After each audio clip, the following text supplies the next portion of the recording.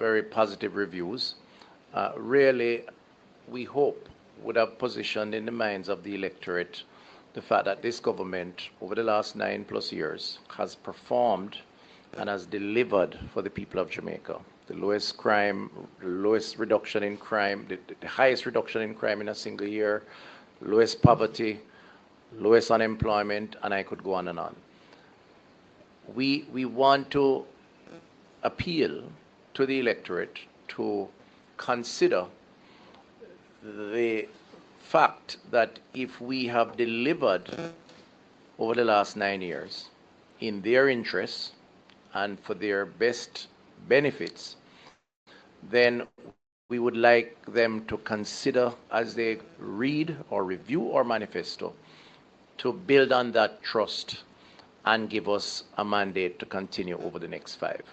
This is important as part of our case, that we are not just talk as others are, we also deliver, and we work hard to deliver. The Prime Minister, the team works hard to deliver, and there's evidence to show and to prove that we have delivered. We are therefore saying, give us an opportunity to continue delivering. And that's the pivot that's going to be important, that we hope to encourage and stimulate the minds of the Jamaican electorate to make that shift from the achievement to what we intend to do over the next 5 years. Another question from Dwayne Anderson from TVG News. Dwayne. Good afternoon. Thank you so much. The first question actually is for you, Abka. Hopefully you can take this on. As an award-winning journalist yourself, what do you make of the recent developments involving the journalists and the political parties, and what concern you may have for this on Jamaica's perception as relates to freedom of press index?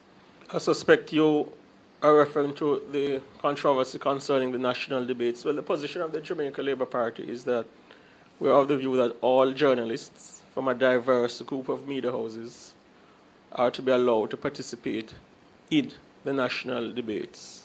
What transpired, and I refer to it because it's a matter of public record, the opposition put out a statement where they indicated that they objected to journalists from a particular media house participating in the national debates. And the Jamaica Labour Party's position was, though our substantive stance is that all journalists are to be allowed to participate, if the PNP is objecting, we reserved our right to make a similar assessment based on the poll which was submitted.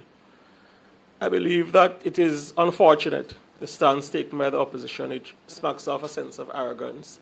And I invite the people of Jamaica to consider if the PNP is posturing in this arrogant, dictatorial, and unfortunate manner concerning an important institution such as the media.